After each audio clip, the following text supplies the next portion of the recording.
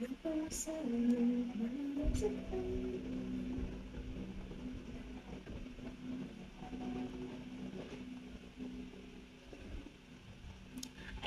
so, kailangan natin pagkaganyang ina-aplika.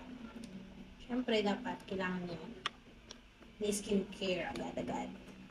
So, ito yung ginagamit ko. Garnier to. Meron na itong light, pero yung binibili ko is yung bright complete. Yung day cream. Kasi mas ito yung ano ng balat ko. Kasi ginagamit ko to simula college days pa. College days kasi talagang talamak yung mga tigawat ko dito sa noo.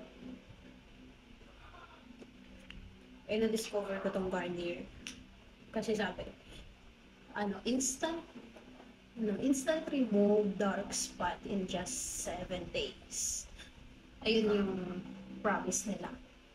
And totoo naman, na-effect naman siya sa akin. So, hiyangan lang din talaga siya. Okay.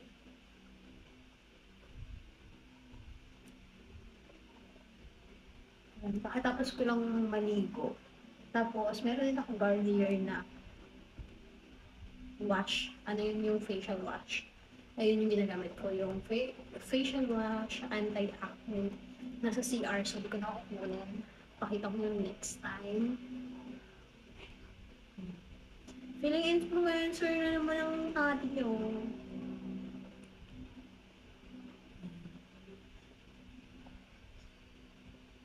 Meron din akong ginagamit na serum. Kaso hindi ko siya ginagamit araw-araw. Kasi gusto ko nakakahinga din yung mukha ko sa mga pinapakit ko.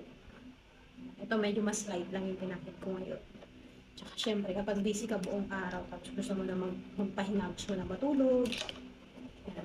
Kaya gusto mo mag-ML. Kasi ito naman next na nilalagay ko. Ayan. Ilalagay ko lang yan. Ayan. Tapos, nung nakaraan meron din ako ditong pimples. Kaso, nagamit ko na kasi siya. Tingnan niyo, bawas na siya. So, ginagamit ko na siya ng 2 days. Tapos, nakita ko, na-remove na niya yung pimples ko dito. Ayan, may marka pa eh. Ayan. Na-remove niya yung pimples ko dyan at saka yung pimples ko dito. Tsaka ito. Natuyot na. Hindi pa naman totally remove talaga. Pero natuyot na niya. Kasi ano siya eh. Acne Clear Powder Mud. Ayan. Ginagawa ko. Lalagay ko lang siya dito sa... Ito medyo light naman na to. Wala naman na siyang dito ko lang lalagay.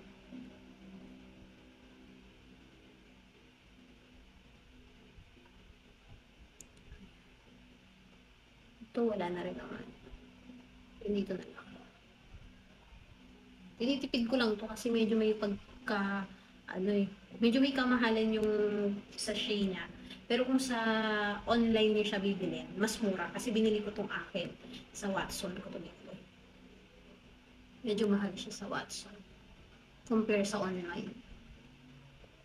So, mas bumibili ako lagi sa Lazada kasi marami akong points and marami akong coins. Tapos, marami rin akong voucher and meron kasi silang free shipping with no minimum spend. Kaya, ayun yung doon ako bumibili. Minsan sa TikTok bumibili rin ako. Lalo na kapag nagsisale. Kasi kapag nyo, bibili sa, ayan, nakita nyo, ganyan ko lang siya ilagay. Alam mo talaga, may pake kayo. So, ganyan siya. Ang liwanag sa ilaw namin. Ayan. Mukha akong panda. Ayan. Tapos, ganyan ako matutulog. Ciao, ito yung ito magiging ginagamit ko. Ayan.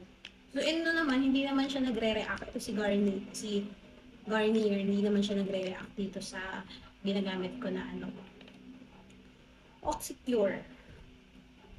Hindi naman siya nagre-react. Naman sila, kasi pinatutuyot ko muna to bago ko i-apply to. Kaya parang hindi naman sila nagre-react. Yun lang. Bye.